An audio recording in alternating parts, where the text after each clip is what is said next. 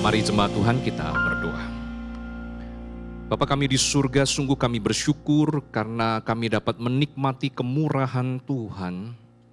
Bukan hanya sekedar di gedung gereja, bukan sekedar ketika kami beribadah bersama, tetapi di dalam kehidupan kami sehari-hari.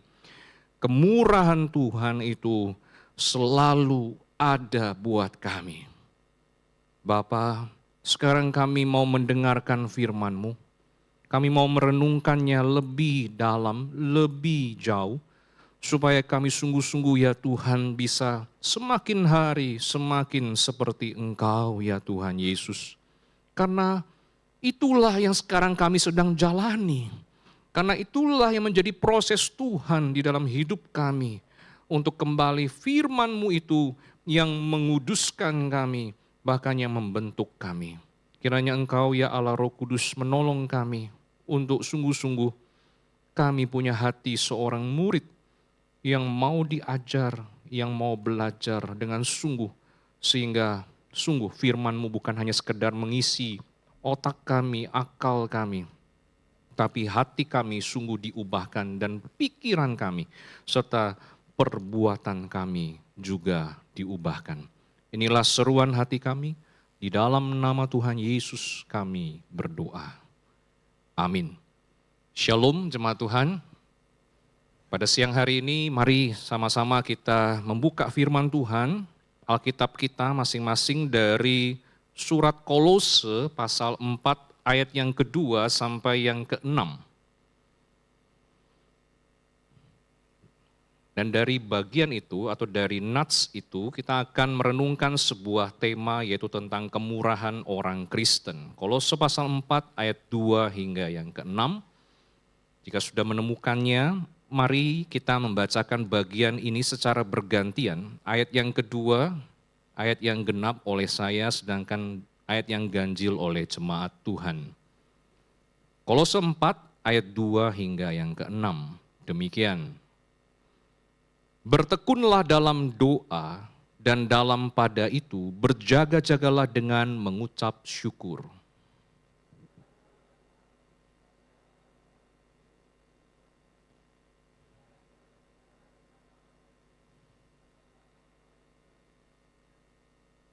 Dengan demikian aku dapat menyatakannya sebagaimana seharusnya.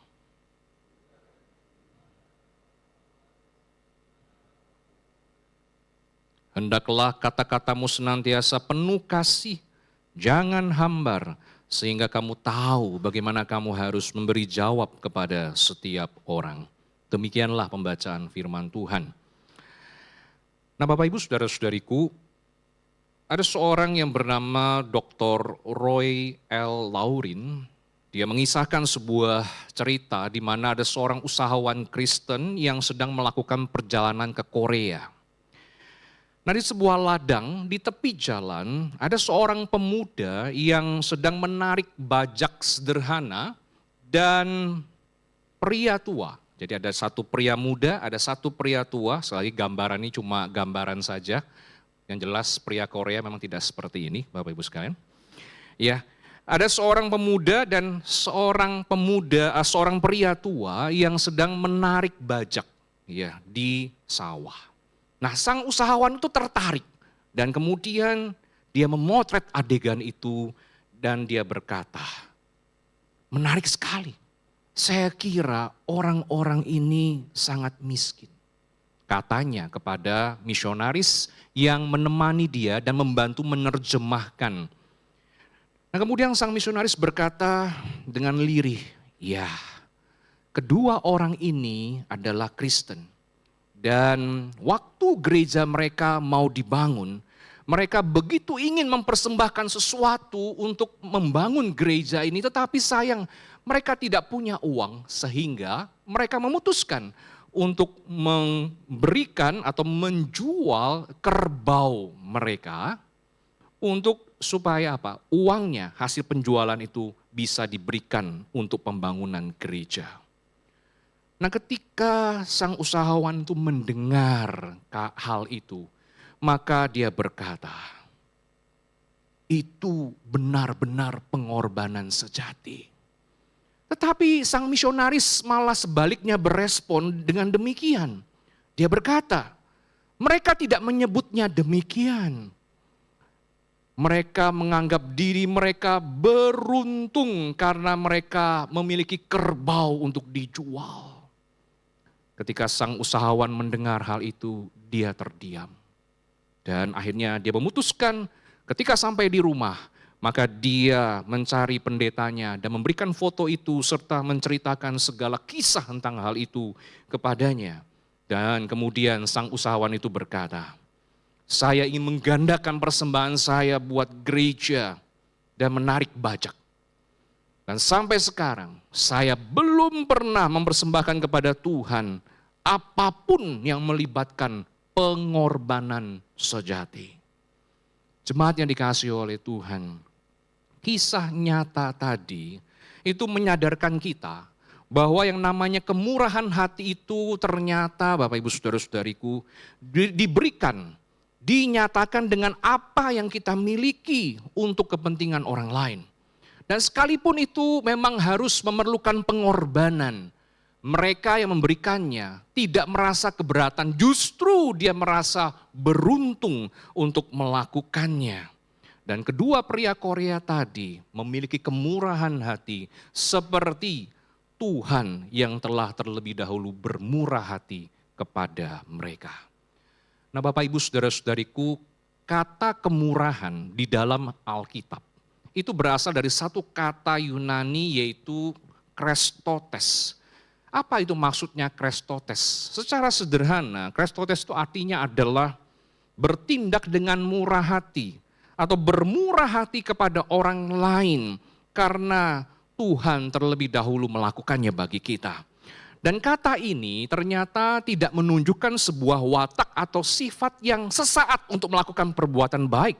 Justru sebaliknya, kemurahan itu sudah meresap di dalam hati dari seseorang dan melembutkan segala sesuatu yang keras dan kasar. Dan orang yang krestotes ini, Bapak Ibu Saudara-saudariku, dia bersikap baik, ramah dan menyenangkan terhadap orang lain. Nah dari akar katanya yaitu krestos, nah sama-sama tos gitu ya Bapak Ibu Saudara-saudari, artinya apa? Artinya berguna atau sesuai. Jadi dari kata dasar itu lahirlah sebuah pengertian, krestotes itu adalah kualitas aktif di dalam diri seseorang di mana kebaikan itu memiliki tujuan atau manfaat yang baik dalam tingkah laku maupun karakter. Nah jadi pada intinya semua pengertian tadi menunjuk kepada apa? Karakter yang secara intrinsik baik, ramah, murah hati yang ditunjukkan dalam tindakan nyata seperti inisiatif untuk meresponi kebutuhan orang lain dan bersikap lembut terhadap sesama. Pertanyaan saya, coba kita tanya sebelah kanan sebelah kiri kita. Kita sudah krestotes atau belum? Sudah krestotes atau belum? Maksudnya sudah punya kemurahankah seperti yang tertulis di dalam Alkitab dalam bahasa aslinya? Ramah, murah hati, baik gitu ya, lembut terhadap sesama dan kemudian punya inisiatif untuk meresponi kebutuhan orang lain? Bapak Ibu Saudara-saudariku, itulah yang namanya kemurahan berdasarkan Alkitab. Dan di dalam Kolose pasal 4 ayat 2 sampai 6, Tuhan mengajarkan kita untuk bisa menyatakan kemurahan hati. Dan kemurahan hati itu dinyatakan secara eksternal dan internal. Pertama-tama secara internal maksudnya adalah bagaimana kemurahan hati itu kita nyatakan kepada sesama orang percaya. Nah Bapak Ibu Saudara-saudariku, di dalam ayat 2 sampai 4 itu menjelaskan secara spesifik kemurahan hati kepada orang percaya dalam hal apa? Mendoakan sesama orang percaya, khususnya para pemberita Injil Kristus. Nah Bapak Ibu Saudara-saudariku, pertanyaannya adalah kalau memang dalam bahasa aslinya kata mendoakan itu adalah dipakai kata terus menerus senantiasa berdoa bagi para pemberita Injil, apakah artinya kita tidak tidur, tidak makan, tidak minum? Tentu saja tidak Bapak Ibu Saudara-saudariku, jelas Bahwa pada saat kita bekerja, pada saat kita studi, kita masih bisa berdoa untuk mereka di dalam hati dan secara spontan supaya Tuhan menyatakan pertolongannya, supaya Tuhan dimuliakan di dalam pemberitaan Injil itu. Dan kita juga Bapak Ibu Saudara-saudariku bisa bersyukur atas kebaikan Tuhan secara spontan. Tidak harus selalu dalam sikap yang berdoa atas kebaikan Tuhan dalam hidup kita. Jadi maksudnya adalah terus-menerus berdoa. Itu berarti doa menjadi hidup kita dan hidup kita menjadi doa yang mempengaruhi seluruh dunia dengan kuasa Allah. Nah, yang menarik dalam bagian ini adalah kita diajak berdoa. Yes, betul, terus-menerus berdoa. Tetapi firman Tuhan di sini dikatakan di ayat yang kedua, dalam pada itu berjaga-jagalah. Lah, berdoa tapi berjaga-jagalah. Why? Ada apa ini? Kenapa kita berdoa tapi disuruh juga berjaga-jaga?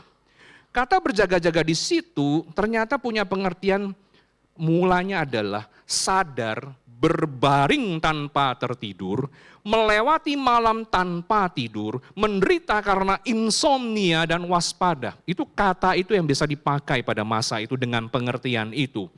Nah, kalau dengan pengertian seperti tadi, maka kita bisa bertanya kemudian, maksudnya seperti apa artinya berjaga-jaga itu ketika kita berdoa?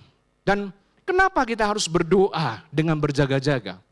Nah, Bapak Ibu Saudara-saudariku, kita melakukan hal itu karena setiap hari, hari demi hari, termasuk hari ini, kita jalani dengan satu hati yang menyadari apa? Setiap hari ada peperangan rohani. Kita melawan pemerintah-pemerintah, penguasa-penguasa, kuasa-kuasa dunia yang gelap dan roh-roh jahat di langit. Dan mereka akan terus mencobai kita, menggodai kita. Supaya apa? Supaya kita jauh dari Tuhan, supaya kita melawan Tuhan dan firman-Nya. Karena itulah ketika kita berdoa, kita memohon pertolongan Roh Kudus untuk menguatkan iman kita. Sekalipun kita sedang dalam keadaan kacau, galau. Karena apa? Karena kita menghadapi masalah demi masalah dalam hidup kita. Dan Bapak Ibu Saudara-saudariku, waktu kita melakukannya, maka kita percaya Roh Kudus akan set up pikiran kita. Dia akan fokuskan hati dan pikiran kita untuk tetap bertahan, untuk tetap setia di dalam menghadapi masa-masa yang sulit. Tetapi berjaga-jaga di sini bukan hanya sekedar kita memohon ini dan itu, tetapi kita juga mengucap syukur atas kebaikan Tuhan di dalam kehidupan kita, sehingga kita bisa melewati kehidupan ini dari hari ke hari. Dan alhasil, kita akan menjadi orang-orang yang tidak akan jatuh di dalam kekhawatiran hidup kita terus-menerus, tetapi sebaliknya kita mengubah kekhawatiran itu menjadi doa. Jadi dengan doa dan di dalam doa kita memperoleh kekuatan untuk melawan iblis. Bapak Ibu Saudara-saudariku yang dikasihi oleh Tuhan, ketika kita menjadi orang Kristen kita sadar, kita dipanggil oleh Tuhan bukan hanya sekedar berdoa untuk diri kita sendiri. Tapi kita juga diajak oleh Tuhan berdoa bagi orang lain. Dan secara khusus di dalam Kolose pasal 4 ayat 3 dikatakan apa? Berdoa jugalah untuk kami. Kami di sini siapa? Paulus dan timnya itu. Di dalam pemberitaan Injil mereka. Walaupun Paulus kita tahu dan timnya ini adalah orang-orang yang pandai. Adalah orang-orang yang skillful di dalam memberitakan Injil. Orang-orang yang berani, tidak pernah takut untuk melakukannya. Tapi mereka tahu, mereka tidak bisa mengandalkan kepandaian dan kekuatan mereka sendiri. Waktu memberitakan Injil itu. Mereka tahu, sehebat apapun mereka, kalau bukan Tuhan yang menyentuh, yang menjamah hati dari orang-orang yang mendengarkan pemberitaan Injil mereka, tidak mungkin orang-orang itu sadar akan dosa-dosanya dan bertobat serta mencari Tuhan. Tidak mungkin. Karena itulah di dalam firman Tuhan ini, mereka meminta jemaat Tuhan di Kolose, doakan kami supaya pemberitaan Injil itu efektif, supaya pemberitaan Injil itu bisa diterima dan misteri Kristus itu, yaitu Kristus Yesus sendiri, itu bisa diberitakan dan mereka yang mendengar pikirannya dibukakan untuk memahami rencana keselamatan Allah di dalam Kristus Yesus. Dan ketika mereka melakukannya, dan ketika kita juga melakukannya, itu adalah bukti kemurahan hati bagi orang-orang yang percaya kepada Kristus. Nah, Bapak Ibu Saudara-saudariku, setelah khotbah pertama dari Dr. Wilbur Chapman, seorang pria tua itu berkata kepadanya, Anda terlalu muda untuk menjadi pendeta di gereja ini. Tetapi Anda mengabarkan Injil dan saya akan menolong Anda sepanjang yang saya bisa. Dr. Chapman pikir, ini orang berkata seperti ini mungkin mau menjebak saya. Tetapi pria itu berkata lebih lanjut, saya akan berdoa untuk Anda supaya Anda memiliki kuasa Roh Kudus. Dan ada 2 orang lain yang sudah setuju bergabung dengan saya untuk berdoa bagi Anda. Nah, Dr. Chapman kemudian berkata, saya tidak merasa apa-apa ketika ia berkata bahwa dia akan berdoa bagi saya. Tetapi kemudian 3 orang menjadi 10 orang. 10 orang menjadi 20 orang. 20 orang menjadi 50 orang. 50 orang menjadi 200 orang. Mereka berkumpul setiap kali sebelum kebaktian dan berdoa agar kuasa Roh Kudus bekerja atas saya. Dan saya selalu ketika naik mimbar dengan merasa bahwa saya punya satu kuasa, urapan sebagai jawaban dari orang-orang yang telah setia berdoa bagi saya. Sungguh merupakan suatu sukacita ketika berkhotbah dan didukung dengan doa dari orang-orang percaya. Hasilnya ada 1.100 orang bertobat dan bergabung di dalam gereja kami, kata Dr. Chapman. Dan 600 di antara jemaat yang bergabung itu adalah para pria. Ini adalah buah dari jawaban doa di dalam Roh Kudus. Nah, Bapak Ibu Saudara-saudariku, ini kisah nyata. Dan ini membuat kita menyadari gini, ternyata ketika kita berdoa untuk orang lain, itu ada kuasanya. Bukan karena kita berkuasa memang, tapi karena Roh Allah bekerja melalui doa yang kita nyatakan kepada Tuhan. Bapak Ibu Saudara-saudariku, jangan remehkan kuasa doa ketika kita berdoa untuk orang percaya yang lainnya seperti pendeta, penginjil, majelis, pengurus, ataupun juga anggota keluarga kita, ataupun pemerintah kita. Karena kita tahu, Bapak Ibu Saudara-saudariku, di pemerintahan kita itu ada orang-orang percaya di situ, yang sedang berkarya di tengah-tengah segala kekompleksan masalah di dalam pemerintah. Dan kita berdoa untuk mereka dan percayalah, walaupun mungkin kita sekarang tidak bisa melihat buahnya, tetapi ada waktunya itu akan terjadi. Tapi yang Tuhan minta buat kita adalah, mari nyatakan kemurahan hati itu kepada orang-orang yang percaya. Bapak Ibu Saudara-saudariku yang dikasihi oleh Tuhan, apakah kita sudah tekun berdoa baik di dalam waktu khusus seperti kebaktian doa, atau juga pada saat kita berkendara, pada saat kita ada di rumah, di tempat-tempat umum, di sekolah dan sebagainya. Saya harus dengan jujur menyatakan begini Bapak Ibu sekalian, secara statistik ketika kita pindah ke gedung baru ini, maka jumlah orang yang mengikuti kebaktian doa itu memang berkurang justru. Sangat ironis ya. Jadi jumlah jemaat yang mengikuti kebaktian umum bertambah, puji Tuhan. Tapi jumlah jemaat yang mengikuti kebaktian doa itu berkurang. Dan ketika merenungkan hal itu, saya berpikir-pikir ada apa gerangan sebenarnya. Tanpa harus menghakimi Bapak Ibu Saudara-saudariku, karena saya yakin setiap kita pasti punya pergumulan, punya masalah dan tantangannya masing-masing. Tapi saya mengajak kita Bapak Ibu sekalian, selain di rumah, mari kita berdoa di rumah Tuhan, sejenak saja, di tengah-tengah kesibukan dan mungkin kepenatan dan kelelahan kita. Kita tahu, ketika kita berdoa bersama di rumah Tuhan, Tuhan mendengarkan. Dan kita juga dikuatkan, dan orang yang kita doakan, dia juga dikuatkan. Mari sediakan waktu itu untuk berdoa bersama. Lalu Bapak Ibu Saudara-saudariku, Martin Luther di dalam satu perkataannya dia pernah mengatakan begini, Jika aku melalaikan permohonan doaku barang sehari saja, maka aku akan kehilangan banyak api iman yang menghangatkan orang lain. Jadi jemaat yang dikasihi Tuhan, mari kita berdoa, senantiasa berdoa ya di hadapan Tuhan.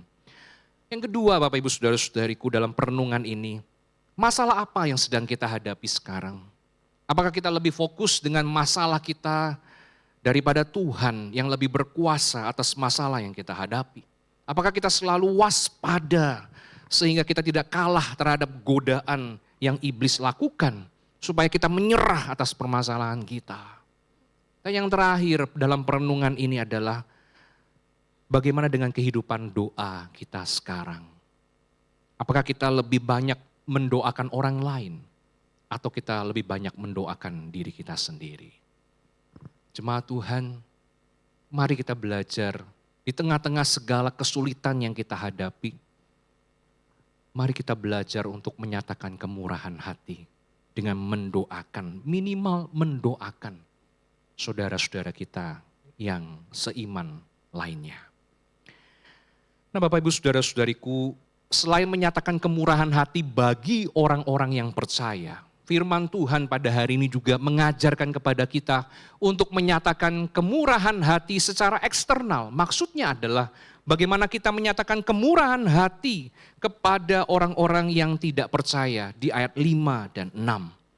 Nah waktu kita ingin menyatakan kemurahan hati kepada mereka, maka firman Tuhan dengan jelas menyatakan kepada kita apa? Hiduplah dengan penuh hikmat terhadap orang-orang luar. Kenapa kita perlu hidup berhikmat Bapak Ibu Saudara-saudariku?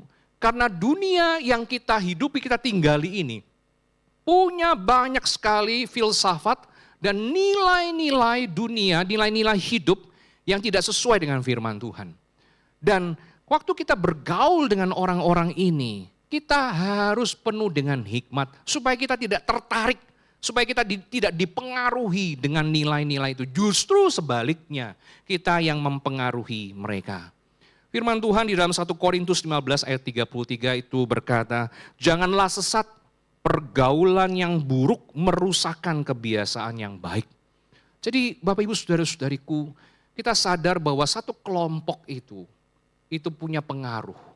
Jadi antara kita dipengaruhi atau kita yang mempengaruhi. Nah ini yang menjadi perenungan kita di dalam masalah hidup dengan penuh hikmat.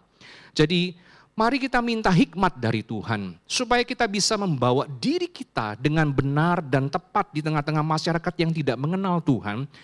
Maka dengan demikian maka kemurahan Tuhan itu bisa kita tunjukkan dengan tepat kepada mereka. Nah, jadi hidup yang berhikmat itu Bapak Ibu Saudara-saudariku sangat-sangat diperlukan sebelum kita menyatakan kemurahan atas hidup mereka. Nah di dalam menyatakan kemurahan kepada orang-orang yang tidak percaya, kita juga perlu menggunakan waktu dengan sebaik-baiknya. Kata mempergunakan ini sebenarnya diambil dari satu istilah bisnis atau perdagangan, yaitu exagarazomενoi. Maksudnya apa? Kata ini berarti membeli jikalau ada, menebus atau memegang, memborong barang di pasar. Jadi pada zaman itu, para pedagang itu sangat jeli, sangat rajin meneliti pangsa pasarnya, dunia pasarnya. Supaya dia tahu bagaimana cara meningkatkan penjualan barang-barang mereka. Mereka tahu bagaimana menangkap peluang untuk apa? Untuk orang-orang bisa berbelanja dengan lebih banyak dan lebih cepat. Dan kita tahu, hal ini tercermin di dalam apa? Misalkan greeting season. Sebentar lagi mau Natal, pasti banyak promo, banyak sale-sale kan pasti Bapak Ibu Saudara-saudari. Nah itu cara mereka untuk apa? Menangkap peluang. Jadi pergunakanlah. Ini yang sering dipakai di dalam dunia bisnis. Sudah seperti itu. Tetapi ketika itu dipakai di dalam masalah waktu, maka waktu di sini kairos ini artinya kesempatan. Maka Bapak Ibu Saudara-saudariku, istilah mempergunakan waktu itu berarti adalah sebuah usaha untuk menangkap peluang yang ada atau menebus kembali segala hal yang jahat, yang sia-sia pada masa lalu itu.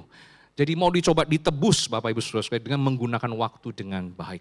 Jadi momen menyatakan kemurahan itu harus dipakai dengan sebaik-baiknya. Karena kesempatan, kalau kita diberikan kesempatan oleh Tuhan untuk menyatakan kemurahan itu melalui perbuatan, jangan lewatkan itu. Karena apa? Karena belum tentu datang untuk kedua kalinya. Bapak Ibu Saudara-saudariku, pada Kamis yang lalu, tanggal 13 tanggal 13 November yang lalu, saya berencana untuk membayar perpanjangan STNK saya, STNK mobil saya. Dan ketika itu saya pergi ke Samsat, dan ketika mau masuk ke Samsat, saya tiba-tiba dihadang sebuah mobil gitu. Ya, nah saya enggak kenal siapa nih orang gitu ya, walaupun memang saya enggak hafal plat nomor jemaat gitu. Tetapi ketika saya melihat, oh ternyata orang ini bertanya kepada saya. Dia buka kaca mobil, dia tanya sama saya, Pak, boleh enggak saya parkir di dalam kantor Samsat itu? Saya bingung jawabnya gitu, dan kemudian saya berkata, saya kurang tahu Pak. Lalu kemudian dia sadar sendiri, iya ya nggak boleh lah gitu ya, harusnya parkir di luar. Dia jawab sendiri, dia tanya sendiri, dia jawab sendiri juga, ya sudah nggak apa-apa. Setelah itu lewat Bapak Ibu Saudara-saudara. Nah ketika saya sudah sampai di kantor untuk pembayaran itu, maka saya baru ingat, saya mau bayar pakai bayaran online, begitu maksudnya bayar digital buku. Jadi saya baru ingat, HP saya di mobil, makanya saya langsung cepat-cepat ke mobil lagi. Ketemu bapak itu lagi. Kemudian bapak itu berkata, nanti ini bayar ini di mana gitu katanya. Saya juga bingung, ini orang apa pertama kali bayar atau bukan gitu kan. Jadi kemudian saya bilang, oh di situ gitu, kalau bayarnya itu cashless gitu. Lalu singkat cerita, setelah saya ambil HP saya kembali duduk di antrian, saya ketemu bapak itu lagi, Bapak Ibu Saudara-saudariku. Dan setelah ngobrol-ngobrol dan memberikan penjelasan-penjelasan gitu, maka dia tanya sama saya, Bapak tinggalnya di mana? Saya jawab di Melati Mas gitu. Lalu dia tanya, Bapak gereja di mana gitu? Di GKY. Oh di GKY gitu ya. Lalu saya bingung, dia kok semangat sekali. Oh ternyata ada anggota keluarganya itu ibadah di GKY. Dan kemudian dia juga kenal beberapa pendeta GKY, seperti contoh pendeta Markus katanya. Oh pendeta Markus, saya bilang pendeta Markus sekarang di Amerika, memang dulu pernah melayani di Puri kan ya, lama sekali. Dia bilang dia saya kenal gitu, kenal ya. Lalu kemudian pendeta David Chiu gitu yang ada di Peluit begitu, dia juga tahu. Jadi dari pembicaraan itu baru dia tahu saya hamba Tuhan, lalu saya melayani di GKI Alam Sutra dan sebagainya. Dan singkat cerita akhirnya dia kemudian berpisah dengan saya dan ya cukup merasa nyaman, senang begitu untuk bisa ngobrol. Dan saya baru tahu dia Katolik begitu. Nah Bapak Ibu Saudara-saudariku, ini pembicaraan tidak pernah direncanakan. Dan saya tidak tahu siapa dia, tetapi saya menyadari begini. Kalau saya masih bisa bantu orang mungkin dengan penjelasan-penjelasan yang sederhana, yang singkat, saya akan lakukan itu. Dan saya belajar menyadari bahwa itu namanya kemurahan hati. Ya, sekalipun kita tidak kenal siapa orang itu, tetapi kita bisa menunjukkannya dalam hal-hal yang sederhana Bapak Ibu sekalian. Tetapi Bapak Ibu Saudara-saudariku menyatakan kemurahan hati kepada orang-orang yang tidak percaya bukan hanya dalam perbuatan, tetapi juga memang dalam perkataan Bapak Ibu Saudara-saudariku. Jadi firman Tuhan di ayat 6 ini berkata seperti ini. Hendaklah kata-katamu senantiasa penuh kasih, jangan hambar. Nah, penuh kasih di sini dimengerti adalah kata-kata yang penuh dengan anugerah, penuh rasa atau tasty. Atau dalam terjemahan yang lain seperti dalam bahasa Inggris atau bahasa Mandarin, itu diterjemahkan secara lebih harafiah lagi dengan seasoned by salt. Jadi dibumbui dengan garam Bapak Ibu sekalian. Jadi maksudnya gini, hendaklah kata-katamu senantiasa penuh kasih dibumbui dengan garam. Jadi kata-katanya itu dipenuhi dengan garam. Apakah kita pakai garam kemudian bumbui mulut kita sehingga kita berkata-kata dengan penuh dengan rasa garam begitu.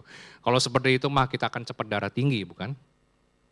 Tetapi ternyata pengertian ini adalah pengertian simbolis, bukan yang sebenarnya. Maksudnya adalah ini adalah simbol yang mengingatkan kita kepada Injil.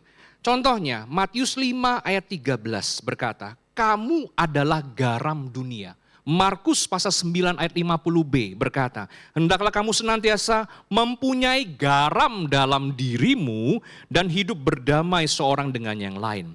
Nah, dengan bagian-bagian paralel ini maka kita bisa mengerti kata-kata jangan hambar ini maksudnya apa. Yaitu kata-kata yang kita keluarkan dan berdampak bagi kedamaian orang lain. Jadi orang-orang yang mendengar perkataan kita itu diberkati. Orang-orang yang mendengar perkataan gitu, perkataan kita hatinya adem, Bapak Ibu sekalian. Dan juga membawa kedamaian. Jadi kata-kata yang dikeluarkan itu bukan membawa emosi, ya, mau konflik atau mau apa, bukan. Tetapi kata-kata ini adalah kata-kata yang memberikan damai sejahtera bagi orang lain. Dan kalau mau lebih detail lagi, maka kita bisa tarik ke konteks dekatnya di dalam Kolose pasal 3 ayat 8 yang berkata apa? Tetapi sekarang buanglah semuanya ini, yaitu marah, geram, kejahatan, fitnah, dan kata-kata kotor yang keluar dari mulutmu. Jadi ini lawannya. Lawannya, kata-kata yang seperti ini jangan keluar dari mulutmu. Tapi kata-kata yang dibumbui dengan garam, yang penuh dengan rasa, kasih, damai itu. Itulah kata-kata yang kita keluarkan kepada orang-orang yang tidak percaya. Nah, pada awal Oktober 2016, gereja Sycamore Creek di Pickerington, Ohio, Amerika Serikat itu melakukan sesuatu yang berbeda dengan uang persembahan mereka. Gereja tersebut ingin mengajarkan kemurahan hati kepada jemaat yang hadir dalam 3 jam ibadah yang berbeda di gereja tersebut. Maka persembahan pada hari itu diputuskan tidak masuk ke kas gereja, tetapi dialihkan, diberikan kepada seseorang yang bukan anggota gereja. Maka di dalam jam kebaktian yang ketiga, maka kemudian ada 600 orang yang hadir di situ, dan mereka diajak untuk memberikan persembahan kepada pengantar pizza, yaitu sebagai uang tipsnya. Jadi staf gereja pada jam ibadah yang ketiga memesan pizza dalam ukurannya kecil seharga $6. Dan kemudian meminta pengantar pizza itu untuk naik ke panggung menerima persembahan dari jemaat sekitar $1.000. Nah, gereja itu sangat bersemangat sekali untuk melakukan hal ini dan mereka senang sekali karena mereka punya kesempatan untuk bisa menyatakan kemurahan hati kepada orang lain. Dan ketika sang gembala, yaitu Steve Markle, dia menyerahkan persembahan itu kepada pengantar pizza itu, maka ternyata wanita itu menangis. Dan mereka bingung, kenapa sang wanita ini menangis? Wanita ini bernama Natasha. Dan kemudian dia bercerita seperti ini. Baru pagi itu, Natasha menerima surat pengusiran dari apartemennya. Dan dia adalah seorang single parent dengan anak usia 3 tahun. Pada saat itu dia tidak tahu apa yang harus dia lakukan. Dan waktu dia menerima hadiah itu, dia menyadari Tuhan itu ada. Dan Tuhan telah mengatur segala sesuatunya untuk dia. Dan ternyata Bapak Ibu Saudara-saudari setelah diselidiki, sebenarnya bukan Natasha yang harusnya mengantarkan pizza itu ke gereja. Ada orang lain yang seharusnya mengantarkannya, tetapi dia takut untuk naik ke panggung gereja. Sehingga mau tidak mau Natasha sebagai asisten manajer, mau tidak mau harus melakukan pengiriman. Nah, dari cerita ini Bapak Ibu Saudara-saudariku akhirnya menjadi viral. Dan kemudian menyebar ke dalam jemaat yang mengikuti ibadah 1 dan ibadah 2. Bahkan menyebar sampai ke seluruh negeri itu. Dan kami, kata Markle, mendapatkan email dari gereja-gereja yang terinspirasi oleh hal itu dan telah melakukan sesuatu yang sama dan menggunakan cerita kami untuk mengajarkan tentang kemurahan hati. Dan itulah yang saya lakukan sekarang. Nah, Bapak Ibu Saudara-saudariku, bagaimana hidup dan perkataan kita sebagai anak-anak Tuhan di tengah-tengah masyarakat yang tidak mengenal Tuhan. Saya menyadari bahwa tidak selalu mudah untuk menyatakan kemurahan hati kepada mereka, bukan? Kadang-kadang mereka tidak tahu diri, Mereka kasar mungkin ya, ada orang-orang yang mungkin memang hidupnya seperti itu. Tapi kita ini menjadi tantangan buat kita. Mari kita tunjukkan kemurahan hati itu dengan penuh hikmat dari Tuhan. Dan apakah ketika kita menunjukkan kemurahan itu, kita punya dampak positif kepada mereka atau sebaliknya? Dan lebih konkret lagi, kemurahan hati apa yang sudah kita nyatakan kepada orang-orang yang tidak percaya? Baik itu di sekitar rumah kita, baik itu di sekolah, di tempat di mana kita bekerja, dan dimanapun kita berada. Bapak, Ibu, Saudara-saudariku, firman Tuhan pada hari ini mengajar kita untuk kembali mengingat kemurahan hati. Mari nyatakan kemurahan hati itu kepada orang-orang percaya dan orang-orang yang tidak percaya. Bagi orang percaya, kita bisa berdoa untuk mereka supaya Injil Kristus bisa diberitakan dengan efektif. Bagi orang yang tidak percaya, kita bisa hidup dengan penuh hikmat di tengah-tengah mereka yang tidak mengenal Tuhan, tanpa terikut dengan nilai-nilai dan filosofi dunia yang tidak sesuai dengan firman Tuhan. Tuhan pasti akan memampukan kita, Bapak Ibu Saudara-saudari, untuk menggunakan kesempatan yang ada untuk menyatakan kemurahan hati. Selain itu, kemurahan hati itu dapat dinyatakan melalui perkataan yang penuh kasih, anugerah, dan juga kedamaian bagi sesama. Waktu kita merenungkan firman Tuhan ini, jangan pernah kita berpikir bahwa kita mampu melakukan atau menyatakan kemurahan hati dengan diri kita sendiri. Sebenarnya apa yang kita lakukan, Bapak Ibu Saudara-saudari, itu adalah yang Tuhan kita, Bapa kita lakukan terlebih dahulu buat kita. Dia, Bapak Ibu sekalian, Dia bermurah hati untuk menyatakan kasih-Nya kepada kita pada saat kita masih berdosa. Dan kita masih bisa bernafas, kita masih bisa hidup dengan kekuatan yang baru setiap hari tanpa kita sadari atau tanpa kita syukuri sebagai orang-orang yang belum percaya pada masa itu. Dan itu semua orang mendapatkannya dan itu disebut sebagai anugerah umum. Tetapi tidak cukup sampai di situ. Karya Tuhan berlanjut dengan mengutus Yesus Kristus, anaknya yang tunggal, itu untuk mati buat kita. Supaya yang tadinya kita harusnya mati kekal, kita mendapatkan hidup yang kekal. Dan itu adalah kemurahan hati Tuhan yang sangat besar bagi kita, anak-anaknya, orang-orang yang telah dipilih dan diselamatkannya. Dan itulah disebut dengan anugerah khusus, Bapak Ibu Saudara-saudariku. Kalau memang Tuhan sudah berkarya dengan begitu amazing dalam hidup kita, maka kita semua dipanggil untuk apa? Hendaklah kamu murah hati, sama seperti Bapamu adalah murah hati. Bapak Ibu Saudara-saudariku, di penghujung khotbah ini, saya ingin mengajak kita rethinking lebih dalam. Apa maksudnya? Begini. Kita menyadari kita tidak bisa memberi lebih banyak daripada yang Tuhan beri bagi kita. Betul? Sekali lagi saya ulangi. Kita tidak mungkin bisa memberi lebih banyak daripada apa yang Tuhan telah berikan kepada kita. Dan kebenaran ini selalu diingat oleh seorang yang bernama Henry Parson Crowell. Dia adalah pendiri perusahaan sereal besar Quaker Oats. Waktu kecil saya sering makan ini. Gak tahu Bapak Ibu Saudara-saudara pernah makan mungkin ya. Tetapi yang menarik dari kehidupan dia adalah waktu ditanya berapa jumlah rata-rata persembahannya. Dia berkata, selama lebih dari 40 tahun saya telah mempersembahkan 60 sampai dengan 70% penghasilan saya kepada Tuhan. Akan tetapi, perhatikan kalimat selanjutnya. Saya tidak pernah berhasil melebihi dia. Dia selalu memberi lebih banyak daripada saya.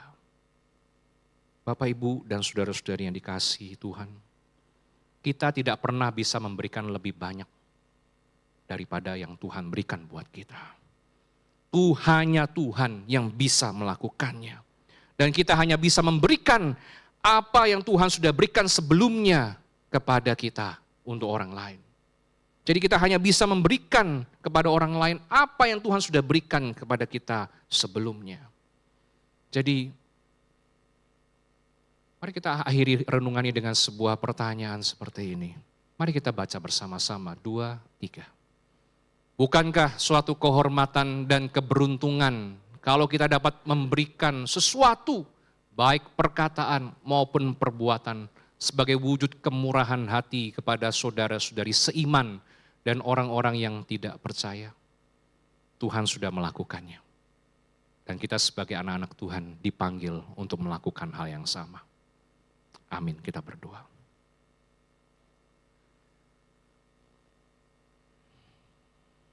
Bapa Surgawi, tolonglah kami ya Tuhan, di tengah-tengah kondisi kehidupan yang tidak mudah ini. Untuk kami belajar memfokuskan hati dan pikiran kami kepada Tuhan. Terlalu banyak ya Tuhan, hal-hal di dunia ini yang bisa mengalihkan fokus hidup kami kepada Tuhan. Kadang kami bisa merasa kami begitu jauh dari Tuhan, hati kami begitu tumpul dan tidak lagi peka dengan kebutuhan-kebutuhan orang lain di sekitar kami. Dan kami percaya ketika Tuhan sudah memberikan kami banyak, baik secara jasmani maupun rohani, maka Tuhan memanggil kami untuk melakukan hal yang sama. Jika kami mendapatkan karunia, talenta dari Tuhan, maka Tuhan tolong kami untuk bisa memakainya dengan penuh kemurahan untuk kemuliaan nama-Mu. Jika Engkau memberikan kami kepandaian di dalam hal-hal akademik, biarlah kami ya Tuhan sungguh-sungguh menyadari itu adalah sebuah tanggung jawab untuk kami pakai bukan untuk mencari nama, tapi untuk menjadi berkat bagi orang lain yang membutuhkan, yang kami bisa share, kami ajarkan ilmu-ilmu itu. Kalau Engkau memberikan kami akan materi yang berlimpah, Tuhan tolong kami untuk ingat bahwa ini hanya titipan dari Engkau. Dan kami belajar untuk peka dengan kebutuhan orang lain. Jika Engkau ya Tuhan sudah memberikan kami kemampuan ini dan kemampuan itu, Tuhan tolong kami untuk bisa mengingat bahwa itu adalah tanggung jawab yang Tuhan berikan untuk bisa memakainya untuk kemuliaan nama-Mu dan jadi berkat bagi orang lain.